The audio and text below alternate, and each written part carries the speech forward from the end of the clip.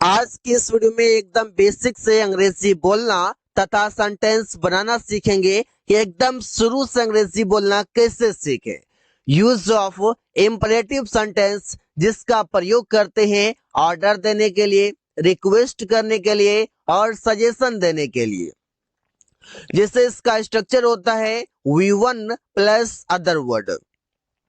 Other word इसलिए कहा जाता है क्योंकि कभी एडजेक्टिव आ जाता है, कभी एडवर्ब आ जाता है, कभी नाउन आ जाता है, कभी प्रोनाउन आ जाता है।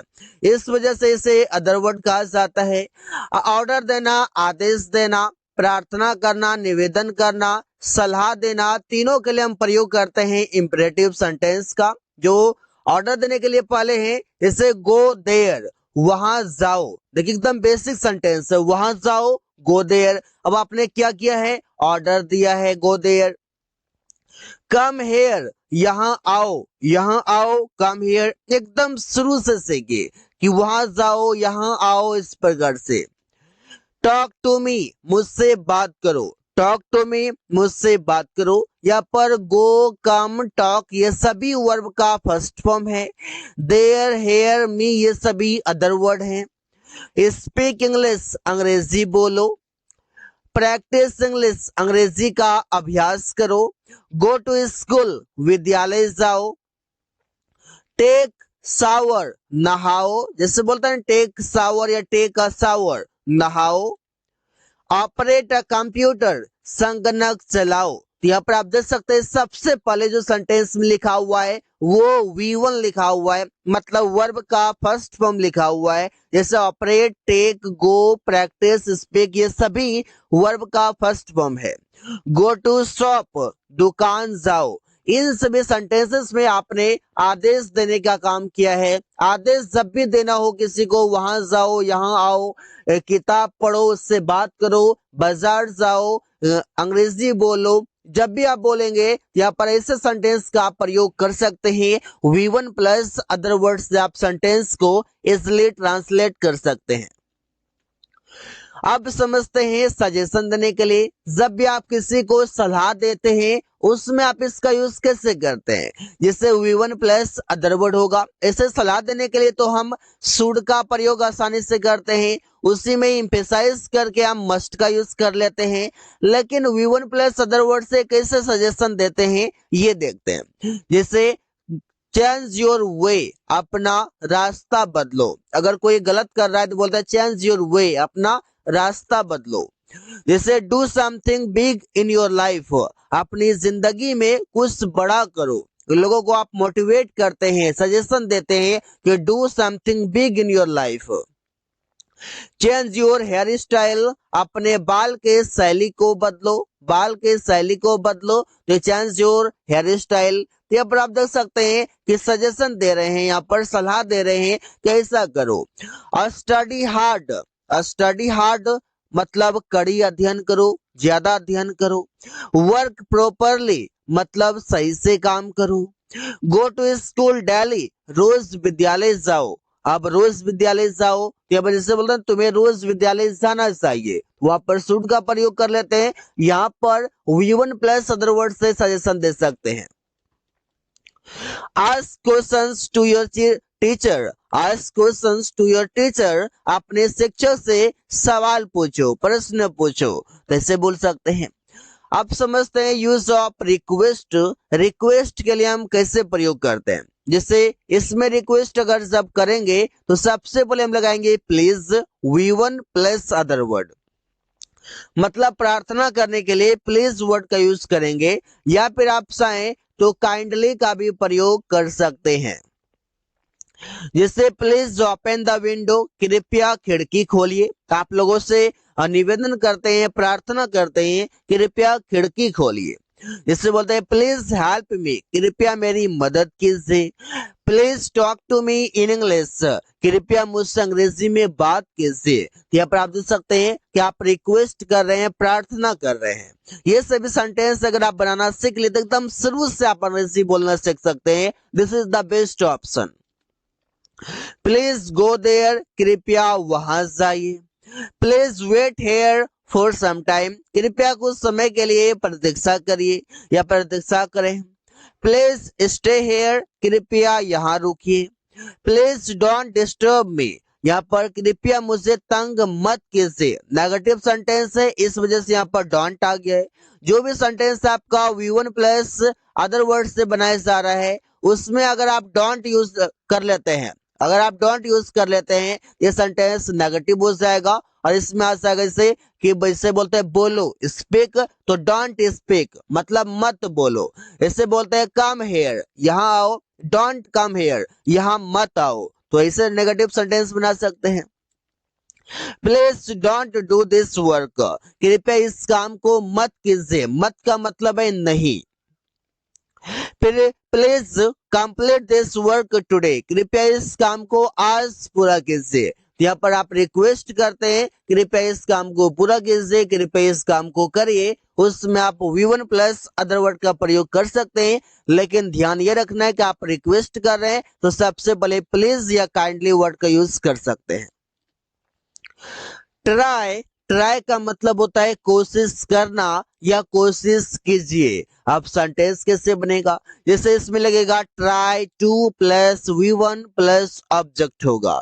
एग्जाम्पल देखते हैं, इसे ट्राई टू स्पीक इंग्लिश, अंग्रेजी बोलने का कोशिश कीजिए। देखिए try to V1 plus object, ये इंग्लिश एक नाउन है, नाउन है तो इसे हम ऑब्जेक्ट कह सकते हैं क्योंकि स्पीक का ऑब्जेक्ट है English. Try to go there, वहां जाने का कोशिश कीजिए। ट्राई टू गो देयर, वहां जाने का कोशिश कीजिए।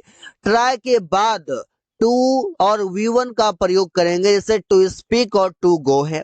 Try to talk to me in English, अंग्रेजी में बात करने का कोशिश कीजिए, मुझसे अंग्रेजी में बात करने का कोशिश कीजिए। Try to talk to me in English. Try to help me, मेरा मदद करने का कोशिश कीजिए।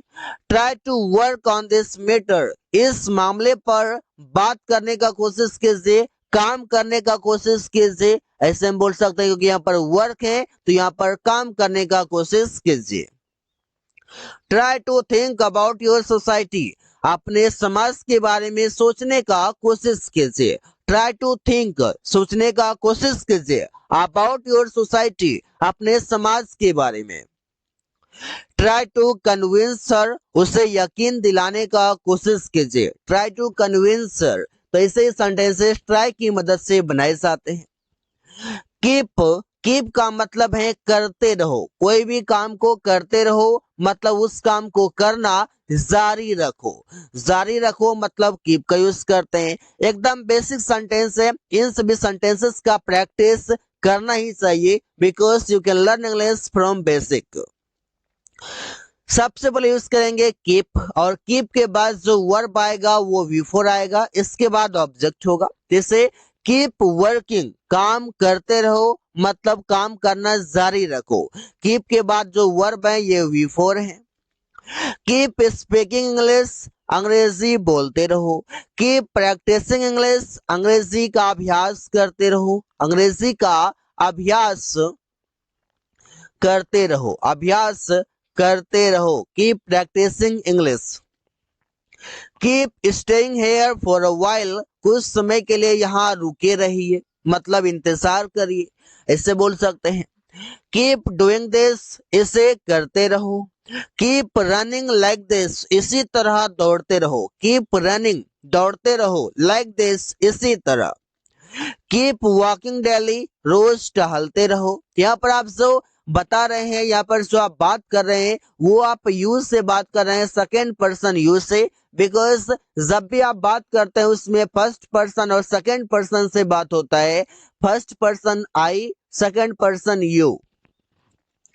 कीप रीडिंग इंग्लिश बुक्स, अंग्रेजी किताब पढ़ते रहो। कीप रीडिंग, पढ़ते रहो, इंग्लिश बुक्स, अंग्रेजी किताब। कीप ऑपरेटिंग अ कंप्यूटर, संगणक चलाते रहो। यहाँ पर आप देख सकते हैं कि कीप का यूज हम कितना इजी से कर सकते हैं और इसका मीनिंग कैसे आ रहा है। यूज ऑफ माइंड, माइंड का मतलब है ध्यान दो, किसी भी चीजों पर फोकस दो। तो सेंटेंस कैसे बनेगा, सबसे पहले माइंड, इसके बाद V4 आएगा, इसके बाद ऑब्जेक्ट आएगा, कोई नाउन या प्रोनाउन। जैसे माइंड योर लैंग्वेज, अपने भाषा पर ध्यान दो। किसी को बोलते हैं अपने भाषा पर ध्यान दो, यू आर स्पीकिंग रॉन्ग, तो आप बोल सकते हैं mind your language. Mind your hair style, अपने बाल पर ध्यान दो, अपने बाल की शैली पर ध्यान दो, ये स्टाइल बाल का ठीक नहीं है, अपने बाल पर ध्यान दो। इसे बोलते हैं माइंड योर वर्क, अपने काम पर ध्यान दो। गाइस मैं बता दूं कि माइंड के बाद ऑन का भी प्रयोग किया जाता है, माइंड ऑन, लेकिन ऑन जो है ऑप्शनल है। जैसे कीप के साथ भी ऑन का प्रयोग करते हैं, चाहे तो आप ऑन प्रयोग कर सकते हैं, चाहे तो इसे छोड़ सकते हैं। उसी बार से माइंड के साथ भी ऑन का प्रयोग होता है, लेकिन ऑन को आप लीव कर सकते हैं, इसे आप अवॉइड कर सकते हैं। माइंड योर करियर, अपने तरक्की पर ध्यान दो। माइंड योर थॉट, अपने विचारों पर ध्यान दो, ऐसे हम बोल सकते हैं। यूज ऑफ स्टार्ट, स्टार्ट का मतलब है शुरू करो, कोई काम करना शुरू करो। जैसे स्ट्रक्चर होगा स्टार्ट V4 प्लस ऑब्जेक्ट होगा। स्टार्ट वर्किंग, काम करना शुरू करो। स्टार्ट गोइंग देयर, वहां जाना शुरू करो। स्टार्ट प्रैक्टिसिंग, अभ्यास करना शुरू करो। स्टार्ट टॉकिंग टू मी, मुझसे बात करना शुरू करो। स्टार्ट कमिंग हेयर, यहाँ आना शुरू करो। स्टार्ट के बाद जो भी वर्ब आया हुआ है वो सब V4, ऐसे coming, talking, practising, going, working, ये सभी V4 हैं। किसी में अदर वर्ड आया हुआ है, किसी में नहीं आया हुआ है। स्टार्ट लर्निंग इंग्लिश, अंग्रेजी सीखना शुरू करो। स्टार्ट V4 प्लस ऑब्जेक्ट है, इंग्लिश ऑब्जेक्ट है। स्टार्ट रीडिंग अ बुक, किताब पढ़ना शुरू करो। Start watching a video, video देखना शुरू करो। वॉचिंग, रीडिंग, लर्निंग, ये सभी V4 हैं, जो कि वर्ब का फोर्थ फॉर्म है। यूज ऑफ स्टॉप, स्टॉप का मतलब है बंद करो, कोई काम करना बंद करो। जैसे स्टॉप के साथ V4 आएगा और उसके बाद ऑब्जेक्ट आएगा। गाइस स्टॉप के साथ 2V1 भी प्रयोग किया जाता है, लेकिन इसका मीनिंग अलग होता है। स्टार्ट के साथ भी 2V1 का प्रयोग किया जाता है, लेकिन इसका मीनिंग अलग होता है, अलग कंडीशन में प्रयोग करते हैं। तो फिलहाल अभी जानिए स्टार्ट या स्टॉप के साथ V4 का प्रयोग। जैसे स्टॉप टॉकिंग टू मी, मुझसे बात करना बंद करो, because I am angry, because I angry with you, I am angry with you, तो आप बोल सकते हैं stop talking to me. Stop taking shower, नहाना बंद करो। स्टॉप टेकिंग अ शावर, ऐसे बोल सकते हैं। Stop climbing on the tree, पेड़ पर चढ़ना बंद करो। स्टॉप प्लेइंग नाउ, अब खेलना बंद करो। Stop running on the road, road पर दौड़ना बंद करो। Stop running on the road, तो ऐसे सेंटेंसेस बना सकते हैं। So guys thanks for watching, that's all for today.